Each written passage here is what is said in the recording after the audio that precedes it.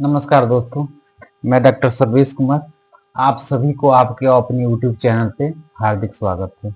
दोस्तों, आज हम चर्चा करेंगे हेलिटोसिस के बारे में, यानी ऑफेंसिव ब्रीदिंग। किसी किसी को ऐसा होता है कि उसके मुंह से बदबू आती है, उसी के बारे में हम चर्चा करेंगे। तो सबसे पहले हम जानेंगे किस वजह से होता है, किन लोगों को जनरली देखने को मिलता है। तो जिन लोगों को ऐसा होता है, जैसे आप किसी से बात कर रहे हैं, तो सामने वाला अगर आपसे बात कर रहा है, तो उसकी अगर वो बात कर रहा है तो ऐसा लगेगा कि कुछ बैड स्मेल आ रहा है। बैड स्मेल से थोड़ा सा आप अनकंफर्ट हो जाइएगा और थोड़ा सा आप अपना फुट स्टेप बैक कर लीजिएगा, ये कंडीशन आ जाता है। लेकिन अगर जिसको हेलिटोसिस है, तो उसको अगर पता चल जाता है तो उसको थोड़ा सा अनकंफर्ट लगता है, उसका कहीं ना कहीं कॉन्फिडेंस की कमी होने लगती है, वो कहीं बात करना नहीं चाहता है, तो ये सब मेंटली थोड़ा डिस्टर्ब भी हो जाता है। तो अब हम जानेंगे कि अगर किसी को हेरिटोसिस हो गया है तो क्या क्या वजह हो सकता है। दोस्तों, सबसे पहले कि मुंह से बदबू आती है, तो इसका मतलब कि कहीं ना कहीं हाइजीन की भी हमारी लापरवाही है। हाइजीन मेंटेन नहीं, यानी साफ सफाई हम नहीं कर रहे हैं। ओरल जरूरी नहीं है कि हम टीथ को ही करेंगे और टंग के, पूरी ओरल कैविटी को हम नहीं कर पा रहे हैं। तो कोशिश हमेशा करना चाहिए कि हम जब भी खाना खाएं सुबह शाम, तो कम से कम ब्रश करें, टंग को प्रॉपर क्लीन करें और ओरल कैविटी को वॉश करें। सेकेंड चीज, अगर आपको डेंटल कैरी है, यानी दांत खराब हो गया है, दांत सड़ रहा है, तो उसमें क्या होगा, आप खाना खा रहे हैं तो उसमें कुछ फंस जाता है, उसके वजह से भी आपको ऑफेंसिव ब्रीदिंग आ सकता है। कभी कभी ऐसा देखा जाता है कि कुछ लोगों को पायरिया रहता है, जिसमें से पस बनता है, इन्फेक्शन रहता है, कभी कभी ब्लड आ जाता है। उस कंडीशन में अक्सर देखने को मिलता है कि बहुत ज्यादा उनको फाउल स्मेलिंग हो रहा है, यानी कि उनके मुंह से बदबू आ रहा है। और कभी कभी ऐसा भी देखा जाता है कि जो लोग बहुत ज्यादा पान गुटखा ये सब लेते हैं, पान मसाला वगैरह खाते हैं, उनको भी ये सब दिक्कत ज्यादा होता है। जो अल्कोहल ज्यादा ले रहा है उसको भी हो सकता है। जिसका पेट हमेशा डिस्टर्ब रहा है, क्योंकि देखिए, जब हम सांस लेते हैं अंदर से आता है, तो जिनका पेट डिस्टर्ब रहता है, कब्ज रहता है, उस कंडीशन में भी हो सकता है। जिनको फेफड़े में कोई बीमारी है, इंटेस्टाइन में कोई बीमारी है, क्योंकि अगर फेफड़े में है तो अगर बाहर निकाल रहे हैं, उस कंडीशन में भी ऑफेंसिव ब्रीदिंग हो सकता है। साथ ही अगर आप कुछ ऐसी चीज खा रहे हैं, जैसे ओनियन हो गया, गार्लिक हो गया, ये सब चीजें आप ले रहे हैं, तो इससे भी आपको, लेकिन ये टेम्पोरी होता है। हम जानते हैं कि अगर कोई भी अगर ले रहा है गार्लिक, ओनियन, लहसुन, प्याज, बहुत लोग कच्चे लहसुन प्याज खाते हैं, तो उससे थोड़ा सा वो फाउल स्मेलिंग आ जाता है, तो ये नॉर्मल है, इसमें कोई ई नहीं। अगर आप इसको ले रहे हैं तो आप इसको प्रॉपर वॉश कीजिए, इससे कोई दिक्कत नहीं है।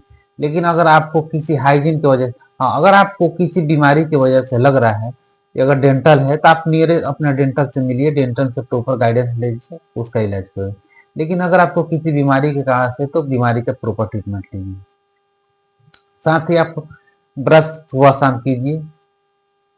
अब हम जानेंगे कि अगर आपको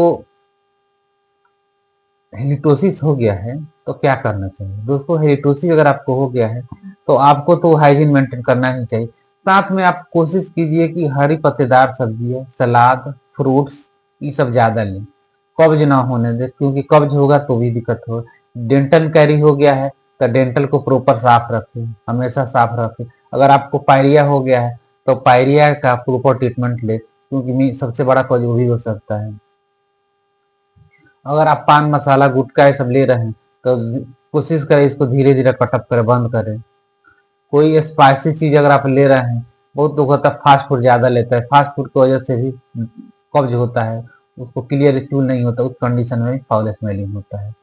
किसी किसी का ऐसा भी होता है कि वो ओवर ईटिंग कर लेता है, हमेशा ओवर ईटिंग में ही रहता है, तो उसको क्या होता है कि हार्ट बर्न होने लगता है, जिसकी वजह से खाना जो भी रहेगा उसी की स्मेल आएगी। तो ये सब कंडीशन कॉमन, ये सब नॉर्मल चीज है, ये सब आप अपने से मेंटेन करके रख सकते हैं। अगर आप प्रॉपर हल्का खाना ले रहे हैं तो आप कोई समस्या नहीं है।